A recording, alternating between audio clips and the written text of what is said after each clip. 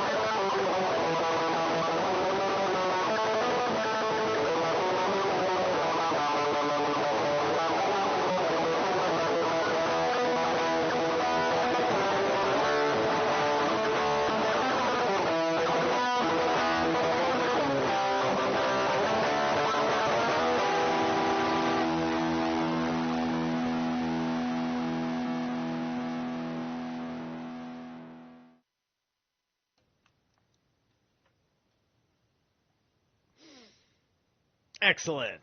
What's going on, guys? It is Zerilath Eternal, and we are going to wrap this bad boy up. We're going to get through the rest of this book today, and maybe hit some of those annotations at the end that I mentioned the other day in the last stream. But let's conclude this bad boy on this lovely Friday night. How you guys doing out there? I've been just kind of jumping in on this stream. Yeah, here we are. Let me boom, pop out the chat room. You know, you would think you could just do these things so damn fast, right? But there's always something. There's always effing something. Anyway, let's see. Good. Put this over here. Thank you. Okay, so we are on door 9, chapter 9A of 9 Doors of Midgard. For our intro today, I was inspired to play some Dimmu Borgir because there was some Dimmu Borgir conversation happening on shout out Joe Phipps, Library of the Untold. He was doing his post show. No, it wasn't his post show. It was in his in his new video. He did a Dimmu Borgir reference, and then I botched it, right? Because like I got the oh man, I got the Death Cult Armageddon banner up behind me, but I haven't been listening to as much Dimmu as of late. Right, and that was in part because I didn't like what happened to Vortex and Mustis, and what I didn't like happening reflected in the follow-up album that they put out without them, were where I was, where it felt like they were just trying to emulate Vortex's voice, which that's me being a little unfair. Just because I heard how it went down, it's just like, drama. It's like, why does drama exist? It makes me touchy about like my level of relationship to fandom of a band when stuff like that happens, right? Like Fear Factory, like it bugs me out because I like the Archetype album, musically speaking. I have to ignore the bad blood behind the writing on that album, right? Which sucks, right? Because, one of the best songs is the title track, and that title track is outright trying to say, like, fuck you, to their, who the fuck was it? It was the guitarist that they had fired from the band or whatever, and it was just like, the infection has been removed, the soul of this machine has improved. It's like horrible thing to say about a guy on that level, right? There was some bad blood kind of drama situation going on, and those guys are pretty hardcore guys coming out of the extreme metal scene doing what they do. Right? So, I have to sit there and accept things like I'm never going to hear the Archetype album, I suppose, unless there's some sort of reconciliation that involves rewriting lyrics. But anyway, enough about my love of metal. Let's talk about my love of my ancestral heritage. Anyway, let's get into some magique. The 9th door of Midgard. Hey. The 9th door is something quite different from all the other doors that have gone before. The 9th door is a phase of synthesis and the expression of the synthesis in a communicable form. Hey, Susie. If the runer has gotten this far working in the program now, program, now is the ideal time to make contact with the Rune Guild and work with the ninth door within a hall of the guild and in consultation with Rune Master of the guild. Throughout the 9 doors, we have been practicing a certain method almost unique to true Odinism. It went Odianism. What's Odianism? But anyway, as we have oscillated back and forth in our work between the subjective reflective world and the objective cognitive worlds within us, we have, in Odian terms, turned our hearts back and forth between Munin and Hugin to hear both of their calls in balance and harmony. The work of the 9 doors is the mainstay of a grand system synthesizing the world of the scholarly runologist or historian of religion and that of the magical practitioner of Skald. The completion of the 9th door will be the manifestation of this synthesis. During the course of this door, you will begin to decide what your master work towards becoming a fellow and eventually a master in the guild will be. There will be specialized readings for these studies. Some will be drawn from the works contained in the bibliography, while many more will come from outside that list. It is in this area that the runer's developed sense of investigative prowess will be proven. Daily work. Unlike any of the previous doors, there is no recommended time limit on the completion of the 9th door. Only you will be able to determine when the work is finally finished. Certain aspects of the door are just continuations of previous work. However, the final synthesis of your work, both in some objective outer form and in the form of your inner metamorphosis, may already be complete, or it may be years away. Road Wending 2, Runic Journeys Through the Worlds. By now, a set of symbolic keys have been provided for you at this stage of your development so that you can go on to explore the rune roads and rune streams on a new level. In your previous work with Yggdrasil's model, you have been looking at it from an objective point of view. You have seen the pattern from the outside and entered it to do your work from the angle. Now, however, you will work from the subjective viewpoint from the inside. To do this, imagine in Midgard, where you truly are, with the intention of exploring as many of the worlds and realms throughout the Yggdrasil model of the world as you can. You will guide yourself along the roadways leading from Midgard to the various other worlds and back again to Midgard. It will be noted that certain pathways are easier to gain access to and travel along than others. The Yggdrasil pattern in Figure 9.1 shows a map of the flow patterns of the tree. The roadways in black flow most easily in a downward direction. Those in gray flow most easily in an upward direction, while those in white flow in either directions with equal ease. The runer will most often want to go in the path of least resistance, but sometimes you will find that you have to go against the flow to swim upstream or go down a rough road. The most difficult world to reach is Asgard. The least difficult are Jotunheimer, Vanaheimr, Svartalfheimr, and Losafheimr, although none can be said to be easy. All right, so what did he say it was with the lines? Let's see, the tree roadways easily in upward direction. Okay. Roadway, okay, pattern, okay.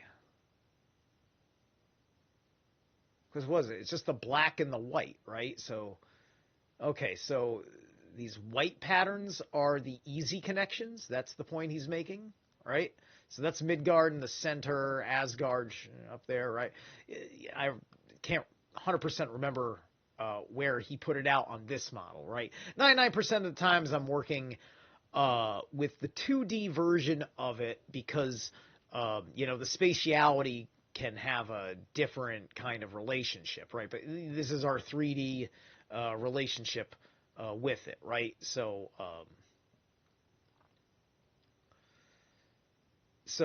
the roadways in black flow most easily in a downward direction. Those in gray flow most easily. Okay, gray. Okay, gray is the ones here where you see the patchwork. That makes sense. So, gray, black, and white. Got it. So, the white is open flow. Got it. All right, cool. Interesting. Very interesting. All right. As you enter into any pathway, from the subjective point of view from inside the model, let your imagination have full reign as you enter through the doorway. See the landscape of the roadway. Imagine yourself to be on an actual journey. How will you go? Will you go on foot, on horseback, in a wagon? What on whom do you see on this journey? So so this is going through models of making an imaginative, literal journey that is happening on effectively the quantum realm. Hey, what's up, Christy White Widow Winter? Yeah, Freya, good to see you again. Always glad you've been around for a while. Thanks for being here. But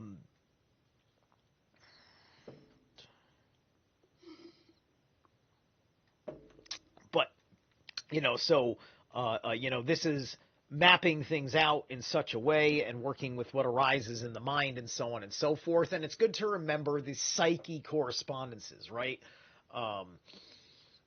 Which is what kind of straightens things out with the Helm of Awe correlation to Yggdrasil, So, that puts, the northeast is the highest spot, right? So, the northeast would have been the north directly in sidereal times, right? Pre-cataclysm times.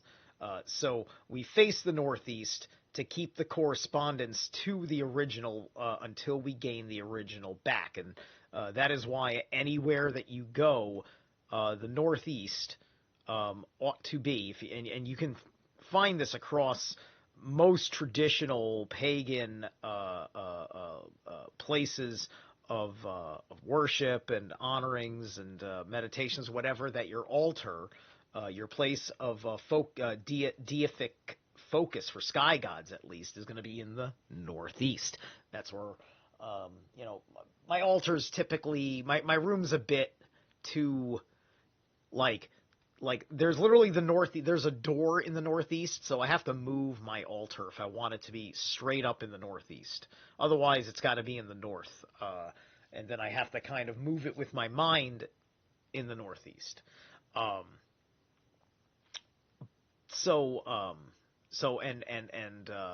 The north, that northeast area is the super consciousness. Maybe it's right to call it the, quote, super ego in psychological context, right? Because it is the council of gods. It's Mount Olympus. It's all these things, right? And thus it's opposite southwest as the lowest place, right? People say that hell is down and to the north or something like that.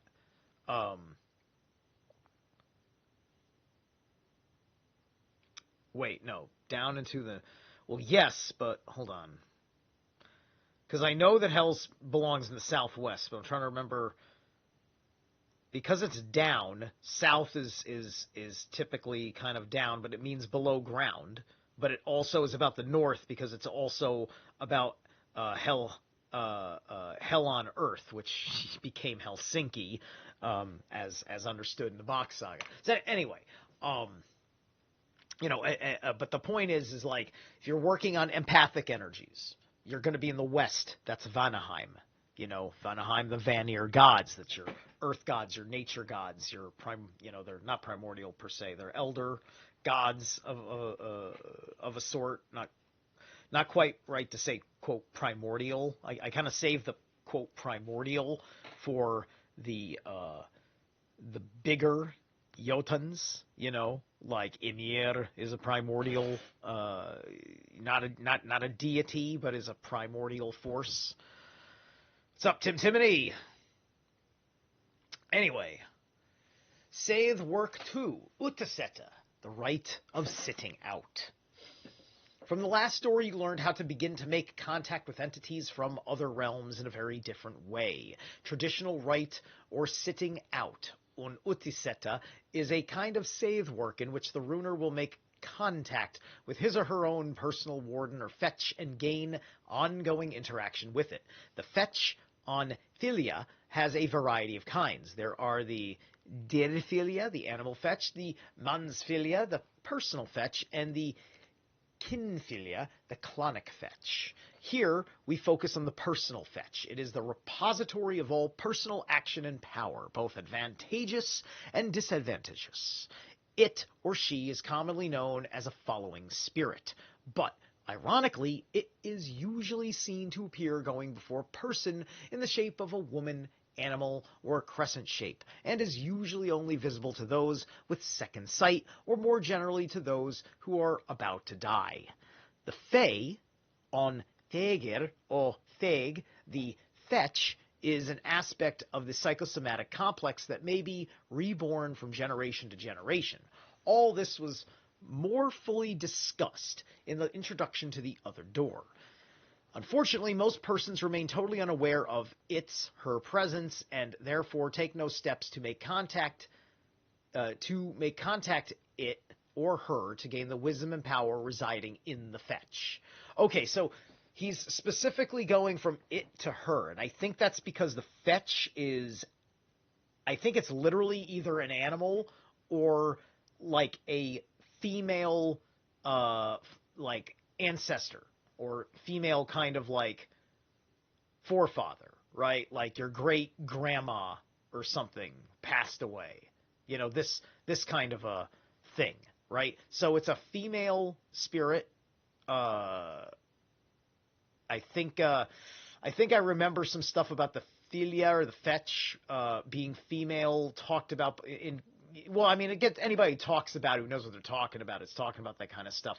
I'm remembering particularly getting the most prior knowledge to this from a lecture episode of Edith Harger's YouTube channel. Check out Edith Harger. He's a really good dude. A warning must be given here. The fetch is not an omnibenevolent being. Contact with it may throw an individual self into a maelstrom of bad luck. This all depends upon the faithfulness of that individual's past action. However, in the long run, contact with the fetch is always a positive act. No matter what the immediate results may be, the fetch usually imparts an abundance of spiritual gifts upon the individual who makes contact with her. The concept fetch is a rather generic one. This also may encompass more precise aspects of concepts of the the Valkyria, the Norns, all feminine, and the masculine concept of the Alfar. That is, only when the kind of entity is attached to a particular individual. The working of sitting out is well illustrated in the Helgakvida,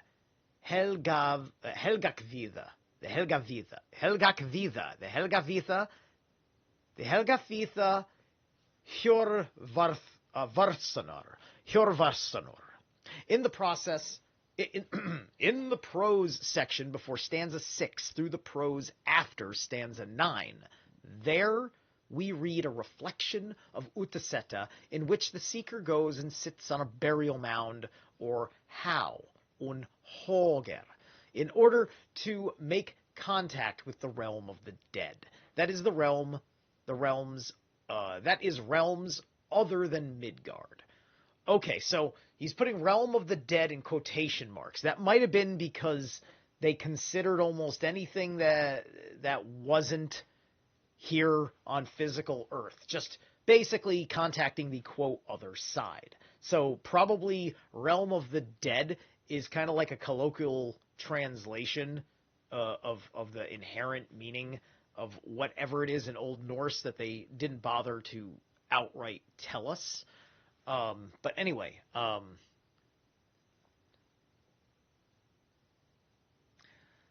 the seeker makes contact with his Valkyrie, who gives him his true name. Helgi, the Hallowed One, a sword, symbol of power and contact with the spiritual self, as a name gift on Nafnfester and her personal protection.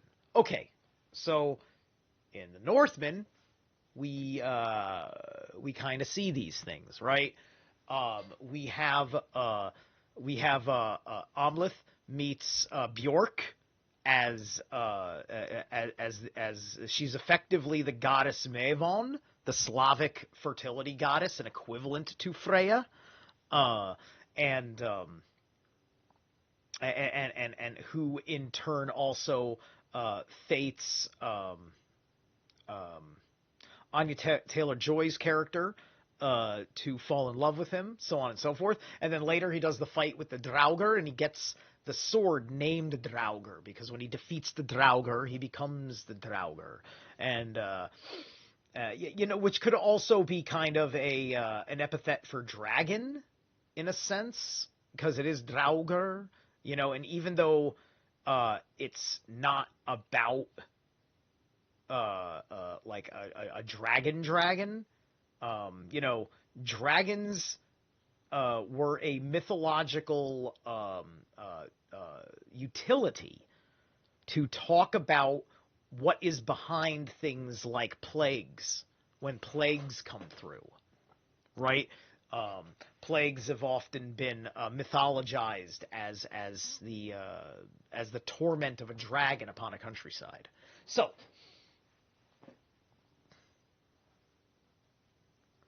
Helgi, the Hallowed One, a sword, right? Symbol of power, kind of spiritual self. It's the name of a gift on Naft and on Nafnfester. All right, so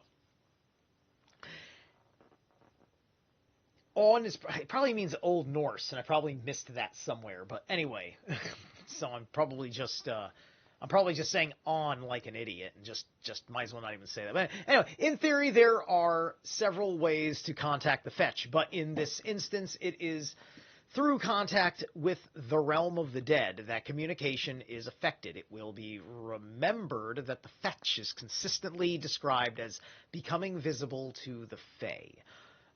Also, think of the popular phenomenon of the life equals past actions, passing before the eyes of a dying man. Therefore, it is the task of the runer to induce a trance-like state of false death under mental and physical conditions, favorable for the manifestation of the fetch in the consciousness of the individual. To do this, several steps need to be followed. 1. Familiarize yourself with the idea of the fetch as much as possible. Know what you are looking for. Ignorance of our true natures is the greatest barrier to knowledge. 2. Meditate for some time, over the span of several days, on the concept and what it means to you in its undifferentiated state. The fetch may be visualized as a crescent or a sphere of light hovering in front of you. In these meditations, visualize the form of your individual fetch. Is it a geometric shape, an animal form, or a contrasexual form? Try to determine the name of the fetch if at all possible. Take note of any other helpful clues that might be useful to you when you perform the rite. When you feel prepared to go on the formulation and performance of the sitting out, working. Utaseta working. 1. Dress. Wear whatever is comfortable and in clothes that have been dedicated to runecraft. The cloak and hood of the runer are perhaps best. I would say that if you're going to do cloak and hood, right? I mean, like, listen, if you like to have fun in a cloak and hood, have fun in a cloak and hood and all that stuff, right? But just do not go into the realm of cosplay with it. If you can't get like something that's like stylish, practical, good utility for being out in the woods and stuff that you can magically imbue, I would just do simpler things to have those magical imbuements. You know, you got your necklaces and your bracelets. You know, you can paint your face and like you could have patches on a vest or something like that. Like you can do all sorts of things, right? The hood can be really good in these kinds of meditations because it works as your veil, right? It is your veil of the eyes because you can put the hood down over your eyes, right? Just like the way you see with shamans, like in Heilung, where they've got their headdress and then there's something always draped over the top of their eyes, so you only see it's like the opposite of a fucking mask, right? You get to see all the expressions, all the jaw expressions and everything else. You just can't see the expression of the eyes, right? And there's something that I do kind of there's something that I dig about, like, that way of expressing yourself, just because you guys have seen, right? Like when I'm when I got my reasons to do things, and I can go and just show my teeth, right? And people, that's nothing that's fucking special. Anybody who's fucking beasted themselves out could probably fucking, do that kind of thing. At least if they're a handsome chap. But anyway, 2, preparation. The runer should prepare him or herself as well as the site on which the sitting out is to take place. Mental preparation includes A, ritual donning of the garments to be worn at the right 9 hours before the rite is to begin. 9 hours. All right, so he's talking about this is like the clear your day. Like he's not fucking around with this one. Maintaining a ritual silence for the following 9 hours. All right. Hourly meditations on the purpose and goals of the rite. All of this should take place on or within sight of the stead of working. Concerning the stead of working itself, it should be outside, preferably on a hilltop or at a crossroads, old country crossroads, for example. All right, like Uta said, like you can't, like even if you didn't need fucking 9 hours of fucking silence, you can't even prep for Utaseta around civilization, right? You got to get the fuck away from people, like, already, before you're actually in Utaseta, right? Because you're clearing your psychic field. You're cleaning your entire palette. So if you live in the city, I'm sorry. I'm sorry. You're probably not going to be able to do it like this clean. You got to have your ability to get out. You don't have to get terribly out, but I don't think going to the largest park in New York or something is going to cut it. And you're going to have to get quite a ways to get to enough, of a natural kind of area where there's not much to bother you. Okay, so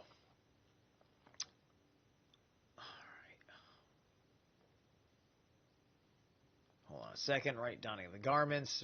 Right, 9 hours. Maintaining the ritual. Purpose of the goal. Right. Should be taken within the site of the working. Concerning the stead of the working itself, it should be outside, preferably on a hilltop or at a crossroads.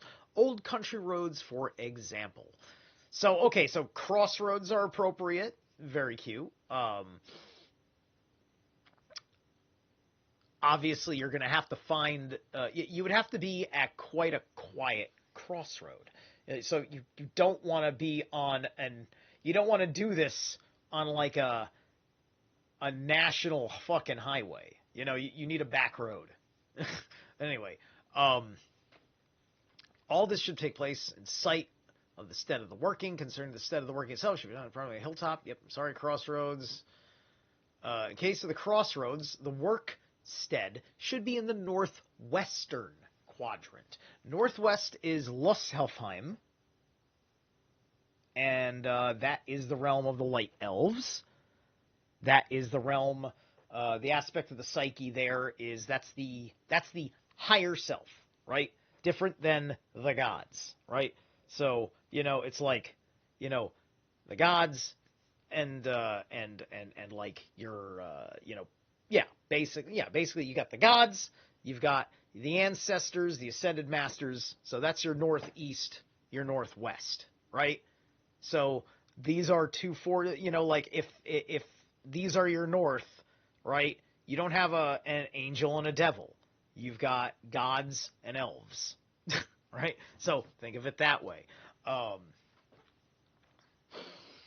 And then their polar opposite is in Svartalfheim with the dwarves. Dwarves and elves, right? And evil dwarves, the black elves, they are the dwarves that go through the Dark Ascension. That's when the part of your psyche of the magical workings decides to refine your magical workings through black magic. And that's how you become a black elf instead of a light elf, because that's the evolution of a dwarf. That is not in the Eddas. That became understood through the further discovery of the mystical tradition that the mythos was serving under research. Okay, so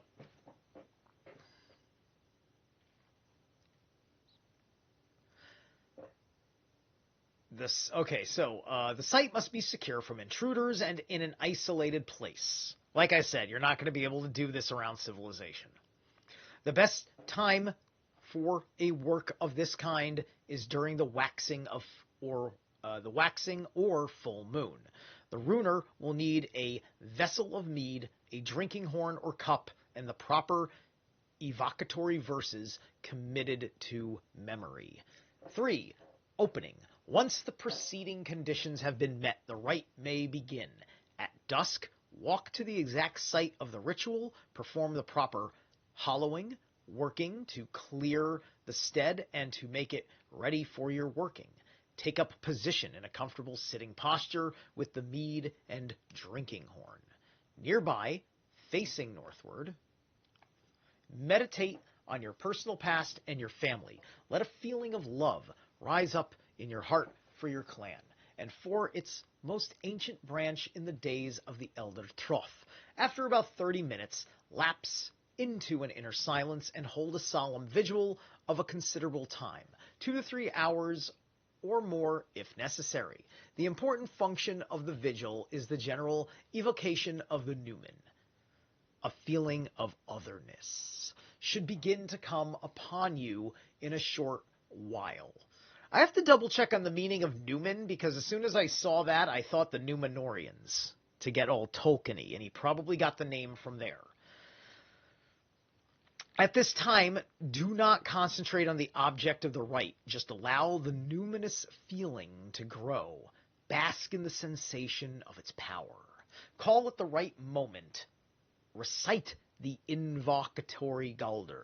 This should be composed by you, embodying as many of the specifics known about your fetch as possible. A hypothetical Galdr could read: Fly southward, swan white maid, through Mirkwood, wend thy way. Though my bride, to me thy brother, tell elder tales of bygone days and of my deeds and doom. 5. Drinking the full. Pour the mead from the vessel into the horn or cup. Individual capacities for alcohol should determine how much mead may be consumed. Do not drink yourself into a stupor. The purpose is the call to inspiration, not unconsciousness or hallucination. Right. This is, you're taking the drink as you're taking a little bit of an imbibement of a thing that has its charge as a quote spirit. Right? So it'll help you connect. Literally, you're drinking the spirit to connect with the fucking spirit, right? And you're not drinking that fucking much of it. All right. Hold the horn out in front of you, elevated to the heavens, and recite the toast full to your fetch. This should be a stanza of praise, honoring your fetch and at the same time your clan.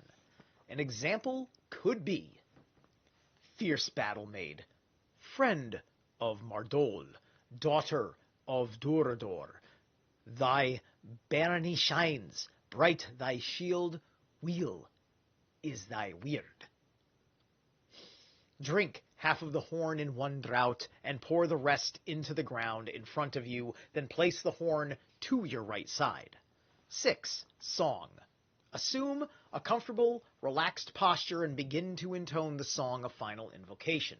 This may be done out loud or silently, or in the combination of the two. An example song could be Thurithir, or Thunder Forth. Chant this over and over and begin to try to visualize the form of the fetch before you. So Thurithir, Thunder Forth. Interesting. Thurithir, right? So then you chant this over and over. Thurithir, Thunder Forth. Thurithir, Thunder Forth. Thurithir, Thunder Forth. A little bit of a tongue twist. That's a lot of Anyway. She has always been there. She has always been there. You may have your eyes closed or open for this. Continue to chant the song, concentrating on the form of the fetch. This is where the preliminary meditations and visualizations will have helped. After some time of solid contact, lapse into a deep silence. 7. Binding. In a semi-trance state, attempt to communicate with the fetch. Ask her to reveal her name, her lineage, and to give you your rune name and a gift of power or wisdom that goes with it. Also, from this point on, you will be deeply obligated to the fetch and her kin, the Valkyries and Deeses. This communication may take any other directions as well. So this gets into that invocation realm, and so I mean, like, granted, if you spent so much time building up trust, and of course, I've been taking you each week on steps that, following the guidebook, you're 72 days each door, right? So 72 days is like 4 months or something? Almost like 3. Wait. 3 is 90. No, 60. Like 2.5 months? Something like that? 2.5 months? Right? But like, because I'm telling you this from the point of view that, that things ought to be a little bit, different than, these kinds of traditions, because there's a deeper understanding of all the things going on in the spirit realm, right? But this is about yours, and probably binding, I think you should do something, because you are using your ritual to establish a relationship, and I think establishing the relationship with something that's yours already, doesn't need to be, quote, bound. There's nothing to bind. The only thing I would say is that you're doing something to make the contact into kind of a spiritual speed dial. So that way you don't have to fucking have a whole fucking day set aside to go have a conversation with your dead boo. Anyway, 8. Return. After the contact is complete and the conversation is ended, call her back into your sphere with the words, "Fetch, fly back," or something similar. She will return to an area just in front of your chest. You know, because I don't even like the idea of, like, fucking telling a spirit, like, what to do. You know, it's just like, I'm not interested in catching you like that, right? You know, but then again, if you've ended up having a whole kind of interaction or whatever, I mean, like, I could just be talking from the ignorance of not ever having had a fetch relationship. I have not done this myself yet. I'm working on other things, and part of that is just like in the real world, we need help, but we don't want to become indebted.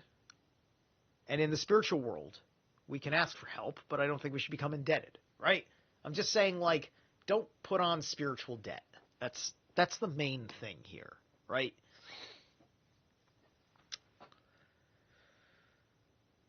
Nine, closing. Close the ritual in a simple version of your normal procedure and leave the site. You may informally contact your fetch at any time after this. Within 24 hours, you should perform a blessing in the name of your fetch, in which she will be worshipped as a true goddess. No. I'm going to outright say no. No spirit worshipping. Gods are gods, spirits are spirits. It's a different fucking relationship. I am sorry. Right? I'm sorry. You know,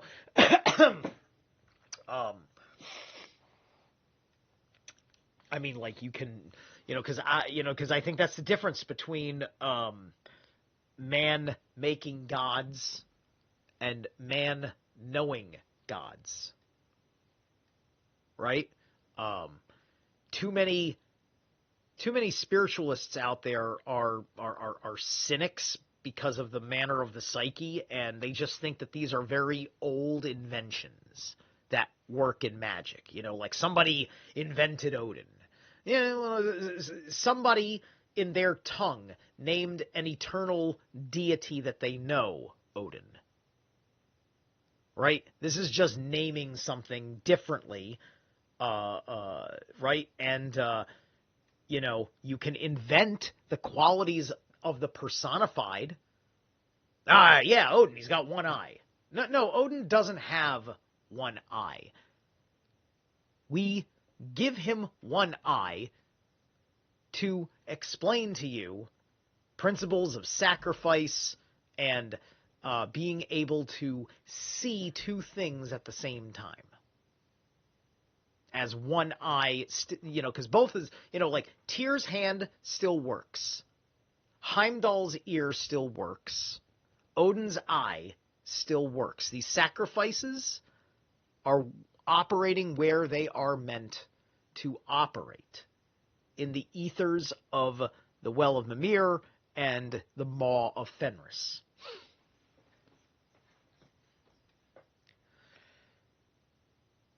A simpler method from the folk tradition of finding out what one's animal fetch is to put a knife in a white cloth and hold the bundle over your head. While doing this, repeat the names of all the animals you know, and when you come to the name of the species of your fetch, the knife will drop out of the cloth.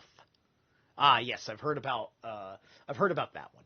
Okay, it's almost 10. I am going to bring us to a mid-tro. Maybe it'll be the only mid-tro, not 100% sure. And for tonight's mid-tro selection, this is a new one. It's some gnarly shit, and it's got a badass dragon on the cover, so I'm all for it. Keeping with black metal here. This is Ninkarsag from the Black Sword of Winter EP, which is their new drop. Wait, which one did I pick? Yeah, that's right. And this is Serpent of the Void.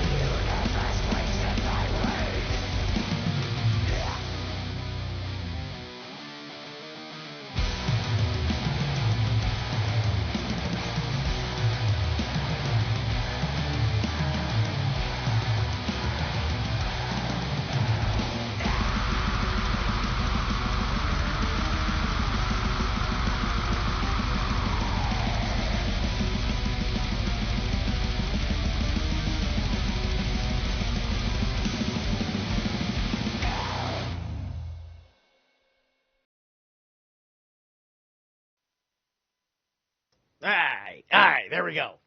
There we go. How sick was that, right? Nikarsag. Anyway.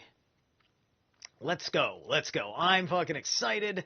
I don't want to waste any more time. What's up, Thelonious Terp? Good to see you. The end of the Fellow's Path. If you have completed the work of the 9 doors as outlined in this book, you will have become eligible, as far as the training component is concerned, to be named a Fellow in the Guild. But this can only come after you have chosen to join the Rune Guild and make a lifetime commitment to it. Otherwise, guilders will have to have completed the first 4 doors of Midgard in order to be named a Fellow, or have undertaken an equivalent curriculum of magical study, and he or she must make contact with a master of the guild so that a personal evaluation can take place toward becoming a rune master, the rune master's work. Runic studies and rune work are not intended for everyone. As you have found out, if you have worked your way to this point in the 9 Doors program, the runes embodied are our most sacred mysteries. Reserved for study by the best of our number, you have begun to set out on this roadway. Now the course of work that you will be expected to complete in order to become a true rune master is not that difficult. If you are literate and intelligent, which we assume you are if you have gotten this far. To be considered for naming as a master in the guild, one needs to meet several qualifications. 2 of the most important ones are the completion of a master work in rune lore and a personal examination of the candidate by at least 2 masters of the guild. At least one of these must be done face-to-face. No one can be named a guild master who has not laid a physical masterwork or masterpiece on the table. The masterwork of lore. Instead of a lesson-type approach in which many would probably be inclined to repeat back thoughts contained in a fairly limited set of text materials, we opted for a more comprehensive and flexible self-designed curriculum. The final result of this will be a tangible work of objective value. The basic readings for this final process should already be known to you from the bibliography printed in this book. You should have already mastered the contents of most of the important works on that list as you worked your way through the curriculum of the 9 Doors. After you have explored and worked with these readings, you may settle on a tentative topic for your work. This topic must be approved by the High Raid of the Guild. We are also available to offer you suggestions for topics once general areas of interest or competence have been established. Ultimately, you should submit a project proposal to be approved by the High Reed and the Steward of the Guild. This proposal should consist of a title, outline, and a short synopsis of what you have in mind. As far as the nature of the topic is concerned, the material is the bibliography, and other guild materials indicate the wide variety of types to choose from. There is virtually no limit to what we can explore from the runic angle. Preferred topics can, of course, be classified within the fields of runology, theology, cosmology, or philosophy, but other areas are by no means excluded. One practical matter for the guild can probably help you with, if necessary, is that of bibliography. Find books and other sources for your work. Some topics will, it is true, require very few reference works. For example, works of original synthetic thought, but others will require, or at least be greatly aided by, fairly extensive specialized readings. The complete masterwork should be typed, double-spaced, and the text itself should be at least 5,000 to 7,000 words in length, but really publishable book-length manuscripts are preferred. The work should be accompanied by a complete bibliography and footnotes if it is the kind of work that would benefit from these features. More extensive details of this work are available to guilders in the Guildsbook. A masterwork is the sign that your knowledge has ripened to the extent that you can offer your fellows within the guild an example of your thoughts. This will demonstrate to all to read that you have mastered the process of acquiring information and ideas from various sources, synthesized them with your own experience and nature, and then re-expressed that synthesis to your fellows in a way that stimulates and informs them. This is the intellectual side of Odinism. As Woden wins the runes, the paradigmatic mysteries of the multiverse, absorbs them into his being, and finally speaks their secrets to his human allies. So, too, must we follow his example and do so, and so do the same within our great ring. The masterwork of the self. In the final analysis, a master, or a fellow for that matter, can only be known and named through personal contact with the Masters of the Rune Guild. Although some of this can be carried out through correspondence, the Guild is not a mail-order operation. The true examinations and initiations must take place face-to-face. Ample opportunities to interact with Guild Masters is offered through the seminars held at Woodharrow and the international moots of the Rune Guild, which are held in various locations. Only through this direct person-to-person contact can the true self of the Runer be seen and recognized for what it is. That's the end of the actual book. These are appendices that give you some stuff here. So here's the alphabet, the Futhark alphabet.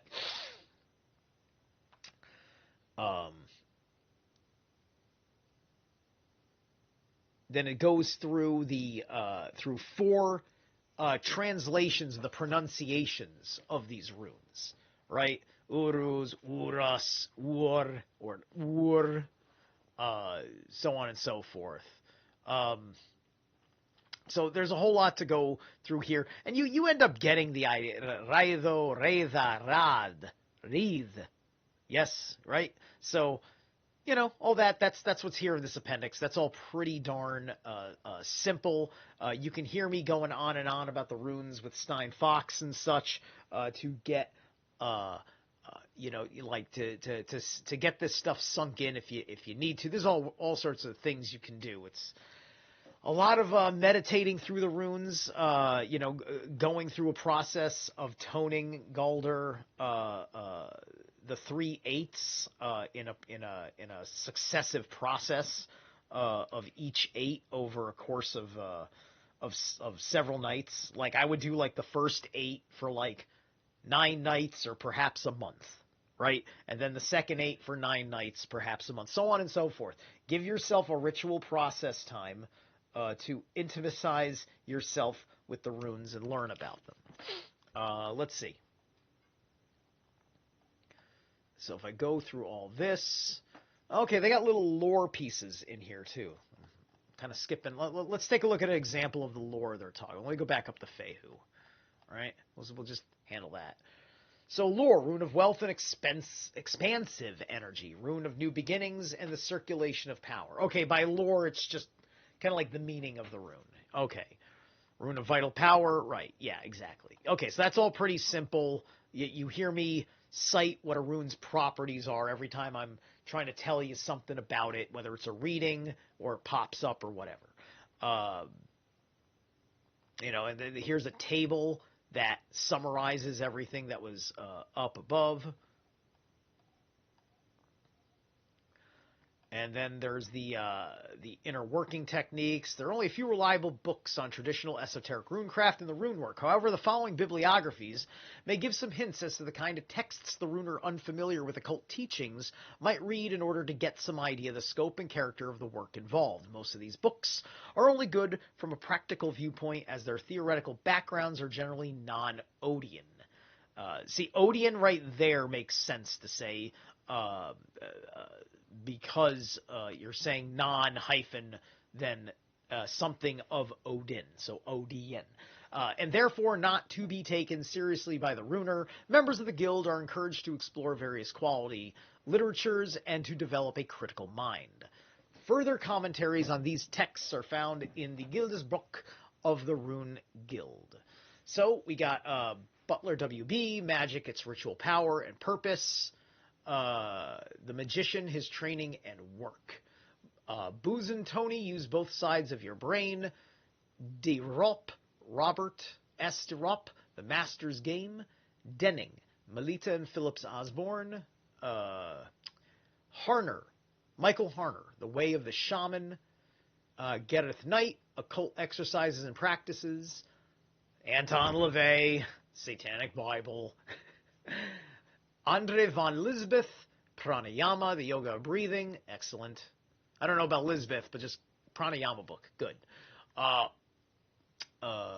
Edward Peach Ophale, The Art and Practice of Getting Material Things Through Creative Visualization. Peter D. Ouspensky, The Psychology of Man's Possible Evolution. Moni Sadhu, Concentration, A Guide to Mental Mastery. Mike Samuels and Nancy Samuels, Seeing with the Mind's Eye. The History and Techniques and Uses of Visualization. Ernest Wood, Concentration, Approach to Meditation. All right. Let's see. Runology, Exoteric and Esoteric. Right. So I don't want to go. I don't want to go through like all these lists and stuff. Germanic religious history. 20th century German occultism and Nazi occult. Let me see what he has to say here. Of enduring fascination to many to the Teutonic path is the history of the abortive revival. Abortive, interesting word. Let's see where he's going with it. Of Germanic culture and religion at the beginning of the century in Germany. This revival ended with the National Socialist regime in Germany, although it too incorporated those elements of the revival which suited its purposes. It is our task today to study dispassionately that era in order to extract that which was noble from that which was ignoble and to make use of the noble acts. This field is full of crank books, some of which are interesting to read. We suggest here the classics in the field. Okay, so what we got? Nicholas Goodrich Clark, The Occult Roots of Nazism, The Aristophists of Austria and Germany, 1890 to 1935. Louis Pauwels and Jacques Bergier, The Morning of the Magicians, Trevor Ravenscroft, The Sphere of Destiny. All right. You got general philosophical works. There's your Jung archetypes, the collective unconscious.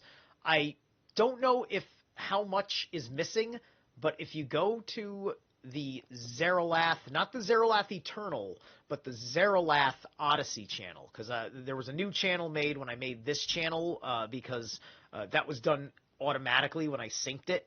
But on the first Zerilath Odyssey channel, many of my readings of Carl Jung's collective unconscious are there. There may be a bunch of chapters missing because of uploading issues, because I went like very long marathons on that. Stephen Flowers, Runemal, right? I think I've heard about that one. General mythology and religious history, general historical context, alternative religions, occultism, and contemporary prospects. Let's see what he's going. I like it when people are talking about that kind of thing. Although the Rune Guild is an independent entity, its existence is in some extent tied into certain larger movements, both social and magical. It is very wise for the Runer to have a handle on these movements and the place of the Germanic Renaissance within it. Margot Adler, Drawing Down the Moon. James Allen Chisholm, True Hearth, A Guide to True Householding. Stephen E. Flowers, Revival of Germanic Religion.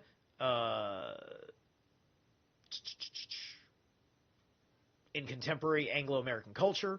David L. Miller, The New Polytheism, Rebirth of the Gods and Goddesses. And Edred Thorsson, A Book of Troth. And Edred is the guy who wrote this book. Funny that. All right.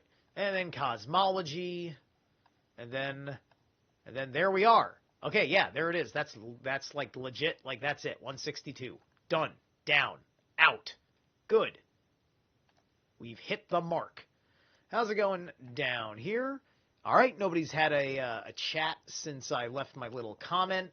I don't have to do a second midtro. We are done. It's just a little after 10 o'clock, so this went just a little over an hour. This is an excellent place to call it a night. This is a conclusion to another series on the Zerilath Immortal channel, and we will be back. I'm going to take some time and look over this Bach Saga channel that my friend had had forwarded to me and double check because I am hopefully gonna find something that isn't repeating itself, and then I can continue to add to the Box Saga playlist. And then once I have think I've milked enough out of that,